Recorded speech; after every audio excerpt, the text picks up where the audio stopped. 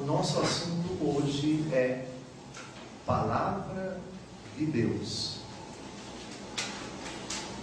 E é uma expressão que não pode ser confundida com Bíblia. Pode parecer até assustador escutar que Bíblia e Palavra de Deus não são duas realidades idênticas. E de fato não são. Uma coisa é Bíblia, outra coisa é Palavra de Deus. Antes de entrarmos nesse assunto, eu queria remeter um pequeno exemplo da nossa convivência, da nossa existência. A mãe de um de vocês se encontra em São Paulo. Ela, todos os dias, costuma falar com vocês.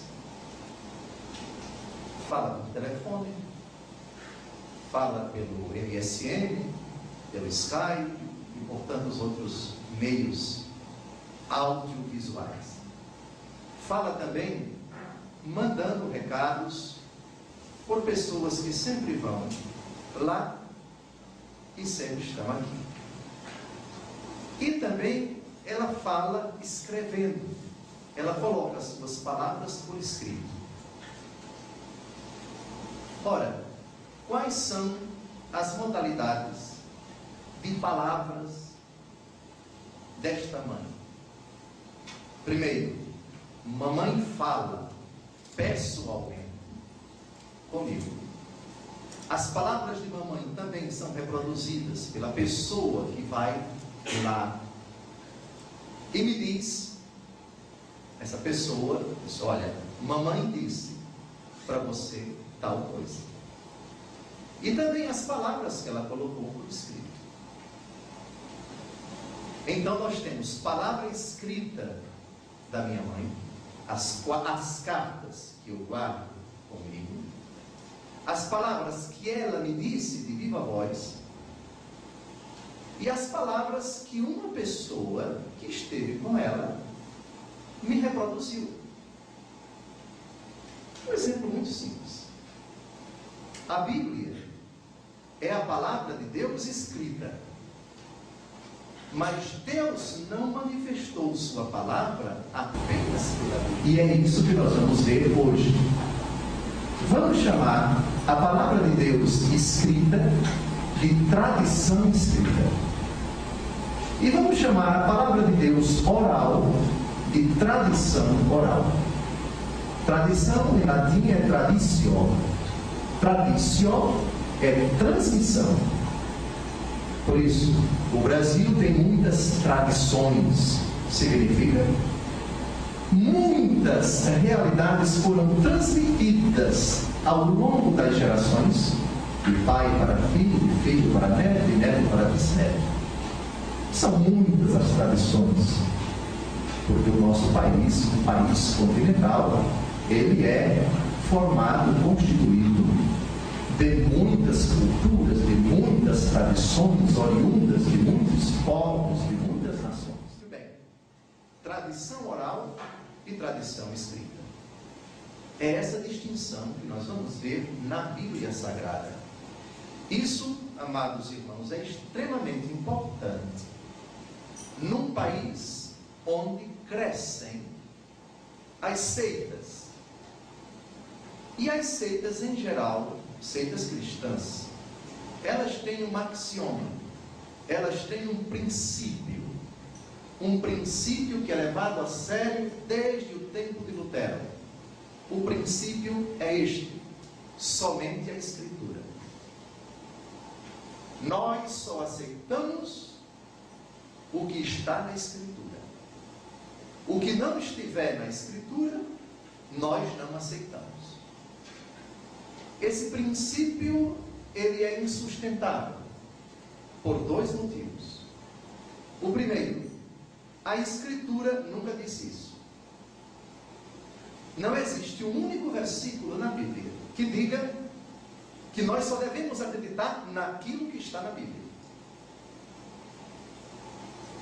E o segundo motivo pelo qual esse princípio é insustentável é que a Bíblia só se explica, só se entende, só se compreende com outro critério. E o critério é a tradição oral. Ademais, entre a tradição oral e a tradição escrita, a tradição oral é a mais antiga. Jesus não começou o seu ministério escrevendo, nem pediu para os apóstolos escreverem nada. Pelo menos nos evangelhos. Depois nós vemos que 60 anos depois da morte e ressurreição de Jesus, aí sim, Jesus pediu para um apóstolo, no final do século I, São João, apóstolo e evangelista, para escrever alguma coisa. E vamos perceber isto daqui a pouco. Então, essa distinção é extremamente importante. Cuidado com esse chavão, que não é bíblico, que não é católico, esse chavão perigoso, de eu só acredito naquilo que está na Bíblia. Como eu disse, o primeiro ponto do nosso encontro é este: Jesus, pessoalmente, nada deixou escrito. Aliás, a única vez que nosso Senhor escreveu alguma coisa foi quando a adúltera, flagrada em adultério, ia ser lapidada, ia ser apedrejada. João capítulo 8. E aí os seus adversários, os adversários de Jesus, disseram: essa mulher merece ser lapidada. Jesus não disse nada e começou a escrever no chão, na terra. Não sabemos o que foi que Jesus escreveu. É a única vez nos evangelhos, especificamente no quarto evangelho, que Jesus escreve alguma coisa. Mas não é num pergaminho, é na terra. Não sei se com o dedo, enfim, com uma vara. Começou a escrever na terra. Então Jesus não escreveu nada. E com exceção do livro do Apocalipse, capítulos 2 e 3, e vamos refletir isto daqui a pouco, Jesus não pediu explicitamente. É possível que ele tenha pedido, mas o pedido não aparece nos evangelhos. Jesus, nos evangelhos, não pediu aos apóstolos e aos discípulos para escreverem nada. A escrita vem posteriormente. Então, durante sua vida pública, Jesus não se preocupou com a redação dos seus ensinamentos, nem mandou que os apóstolos escrevessem alguma coisa. A preocupação de Jesus foi pregar, curar os enfermos, ressuscitar os mortos, expulsar os demônios, realizar os prodígios que encantavam, que comoviam as pessoas, mas primariamente, principalmente, o anúncio do reino de Deus. Essa foi a preocupação de Jesus. A ordem que Jesus deu para os apóstolos não foi para escrever, foi para pregar. Vamos então conferir isto na Bíblia. Mateus, capítulo 10, versículo 7. Por onde andardes, anunciai que o reino de Deus está próximo. O segundo texto, dos muitos, não vou citar todos, Marcos, capítulo 16, versículo 15. E disse-lhes: ide por todo o mundo e pregai o evangelho a toda criatura. Reparem, esta era a preocupação de Jesus. Depois de ele ter pregado, depois de ele ter ensinado, depois de os apóstolos e discípulos terem visto, terem ouvido, ele ordena que eles preguem, que eles anunciem, que eles proclamem. Esta foi a ordem de Jesus. Ainda não estamos na escrita.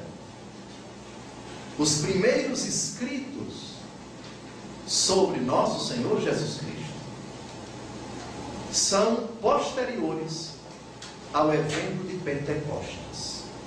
Pentecostes, como nós sabemos, é aquela festa judaica que com Jesus Cristo passa a ter o significado cristão.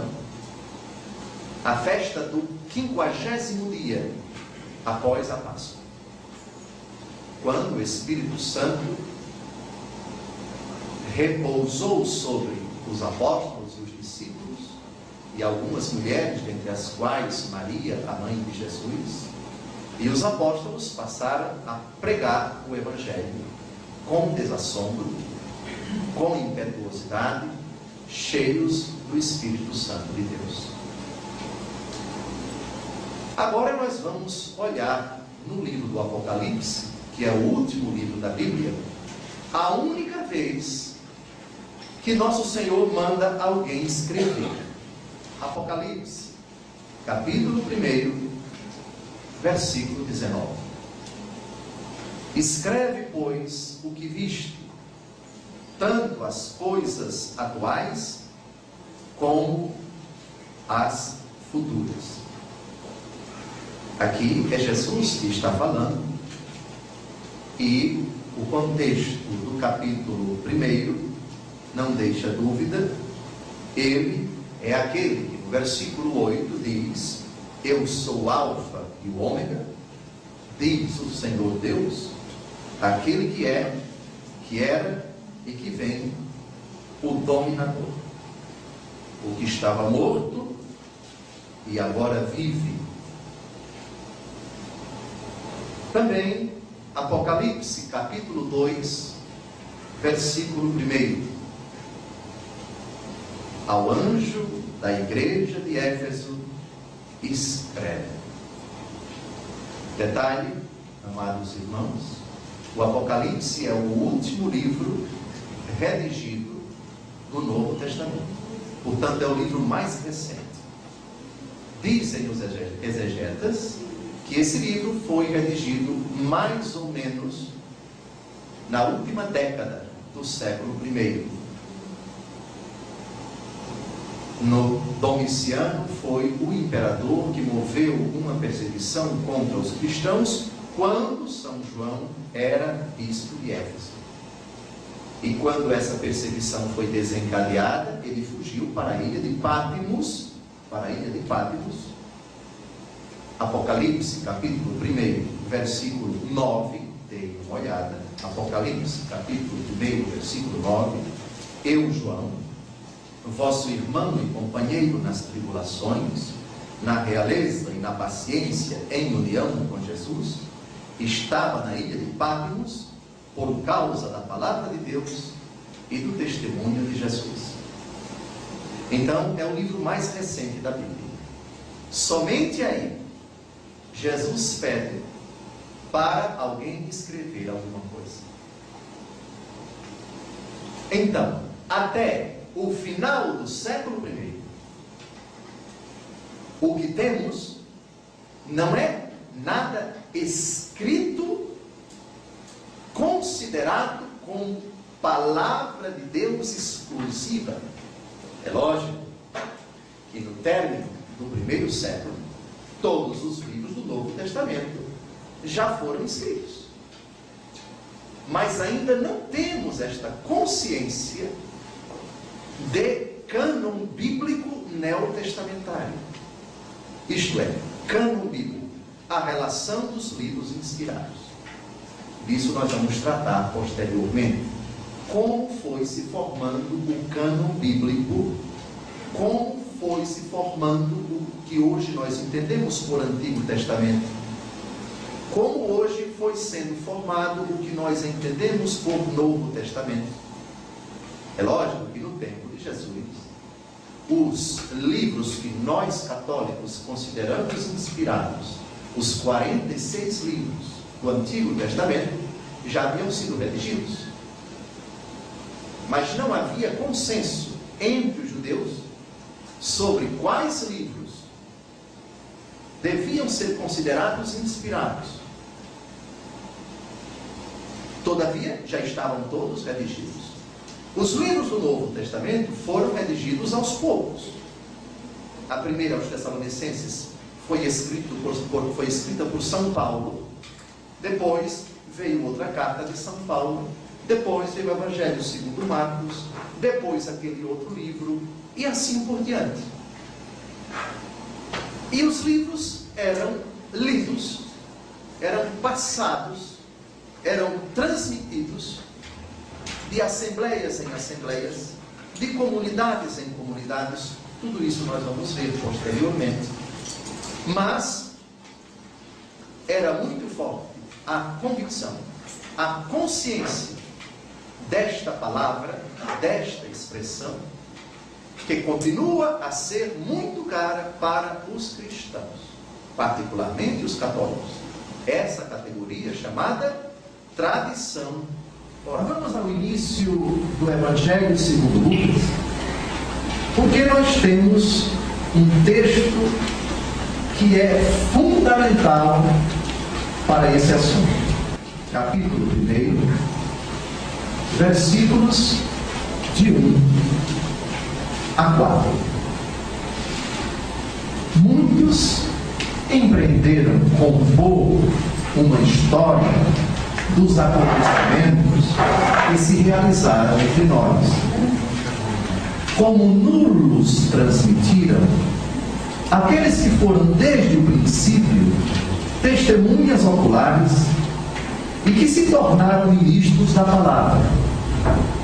Também a mim me pareceu bem, depois de haver diligentemente investigado tudo desde o princípio, escrevemos para ti, segundo a ordem, excelentíssimo Teófilo, para que conheças a solidez daqueles ensinamentos que tens recebido. Esse texto é revelador. Primeiro, São Lucas diz que muitos, antes dele, tentaram fazer o que ele está fazendo agora. Agora, isso foi feito, primeiro, depois de uma investigação apurada. São Lucas sabia que naquele tempo, muita gente escrevia muita coisa sobre Jesus. Como nos dias de hoje. Se vocês imaginarem qualquer personagem da história, qualquer um, há fatos comprovados que estão registrados nos anais de muitas instituições, etc. Documentos que são tidos como oficiais. E se escreve muita coisa que não é verdadeira. Reparem no texto de Lucas, capítulo 1, versículo de 1 a 4, que primeiro vem a transmissão oral. Muitos empreenderam compor uma história dos acontecimentos que se realizaram entre nós, como nulos transmitiram aqueles que foram desde o princípio testemunhas oculares e que se tornaram ministros da palavra. Primeiro, não foi qualquer pessoa que transmitiu. São Lucas não pesquisou o que qualquer pessoa transmitiu. Ele não fez, eu vou lá na Praça dos Três Poderes coletar o que é que as pessoas dizem sobre aquilo que aconteceu, etc. Não foram quaisquer pessoas. Ele escolheu aquelas testemunhas oculares. São Lucas foi criterioso. Eu não vou escrever uma coisa baseada no depoimento de pessoas que ouviram outras pessoas dizerem. Nada disso. São Lucas, neste sentido, foi preciso. Eu só posso colocar neste livro que vai ser uma referência, que vai ser um critério, que vai ser um parâmetro. Eu só posso escrever aquilo, primeiro, que eu vi, que eu testemunhei, e depois aquilo que eu não vi, aquilo que eu não testemunhei. Eu vou procurar saber daqueles que viram, daqueles que ouviram. E aqui eu dou dois exemplos curiosos. No Evangelho segundo Lucas, somente no Evangelho segundo Lucas, nós temos o Magnificat de Nossa Senhora. A minha alma engrandece o Senhor, o meu espírito exulta em Deus, meu Salvador, porque Ele olhou para a humildade de sua serva. O Magnificat foi pronunciado, proferido pela Virgem Santíssima na casa de Santa Isabel. E esse episódio da casa de Santa Isabel só é narrado por São Lucas. Respondam, sem falar, somente no coração. Adivinhem a quem São Lucas pediu informações para escrever aquilo. É evidente, a Santa Isabel e a Nossa Senhora. É possível que ele tenha chamado Maria Santíssima, por favor, eu queria que a senhora me desse aqueles detalhes, como foi, enfim, porque eu preciso colocar. Repito, muitos empreenderam compor uma história dos acontecimentos que se realizaram entre nós, como nulos transmitiram aqueles que foram desde o princípio testemunhas oculares e que se tornaram ministros da palavra. Não apenas testemunhas oculares, mas depois ministros da palavra. Isto é, aquilo que viram e ouviram, passaram a pregar. Outro exemplo, a ressurreição de Cristo. É dito que no primeiro dia da semana, de madrugada, as mulheres foram ao túmulo. São Lucas não estava lá. A quem ele recorreu para saber a verdade dos fatos? Provavelmente São Lucas consultou Santa Maria Madalena.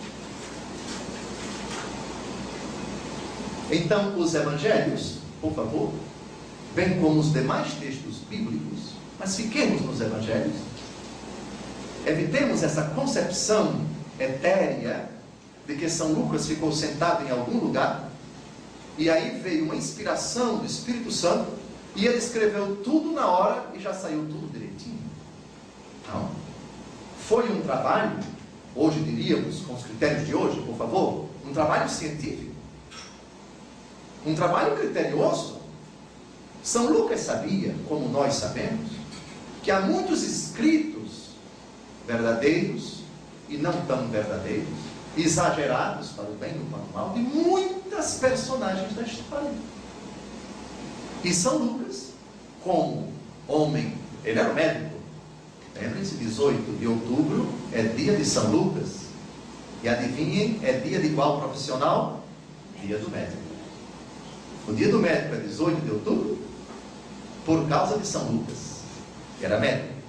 Pois bem, então um homem culto, um homem preocupado com o rigor, vamos chamar de rigor científico, não com o rigor de hoje, mas com o rigor daquele tempo, sem dúvida alguma, ele foi rigoroso. Também a mim me pareceu, depois de haver diligentemente investigado tudo desde o princípio, então ele fez um apanhado, ele fez uma coletânea, e depois disse, isso procede, isso não procede, isso bate, isso não bate. Fulano escreveu, mas eu consultei aquela testemunha, falei com aquele apóstolo, conversei com São Pedro, conversei com Mateus, conversei com... e a coisa não bate. Então isso daqui, é esse o trabalho que nós fazemos. Um trabalho científico, qualquer um de vocês hoje, sobre um determinado assunto, vocês têm que pegar a bibliografia, e a bibliografia tem que ser unânime para convergir e não divergir, senão você não chega a um resultado. Enfim, o máximo que você pode dizer é, segundo aquele autor é isso, segundo aquele autor é aquilo, e assim por diante. Mas há determinados argumentos em que as premissas que você utiliza para justificar o seu pensamento têm que convergir, não podem divergir. Então, São Lucas escreveu, inspirado pelo Espírito Santo. Da inspiração trataremos depois. Os demais autores bíblicos, todos os autores, escreveram inspirados pelo Espírito Santo. Mas isso não significa dizer que eles não foram criteriosos. A inspiração, que é um dom de Deus, a graça do Espírito Santo, por meio da qual uma determinada pessoa escreve, inspirada, iluminada por Deus, sem a possibilidade de erro, isso não exime as capacidades intelectuais, humano-afetivas, a cultura, a linguagem, a percepção das coisas de quem está escrevendo a Bíblia. E São Lucas, neste sentido, ele foi extremamente rigoroso. Agora, por que São Lucas e os demais autores do Novo Testamento escreveram os livros? Qual foi a finalidade? Se a preocupação primeira era pregar, ide pelo mundo, pregai o Evangelho, ensinai todas as nações a serem meus discípulos, batizando-as em nome do Pai, do Filho e do Espírito Santo. Essa foi a ordem de Jesus: pregar. Porque sentiu-se a necessidade de se deixar algo por escrito. A necessidade foi dupla. A primeira necessidade, eles não tinham naquele tempo o que nós temos. Nós temos vídeo, nós temos áudio, e isso fica registrado para sempre. Só que naquele tempo não havia áudio, não havia vídeo. Eles pregavam, mas precisavam também pregar em outros cantos. Aquelas comunidades para as quais o Evangelho era dirigido eram comunidades jovens, que não tinham muita fundamentação, que não tinham um material que pudesse permanecer ali com eles, sobre o qual eles se debruçassem para dizer: não, aquilo que o apóstolo pregou quando esteve aqui está bem explicado, por isso que ele escreveu. Prévia solicitação dos coríntios.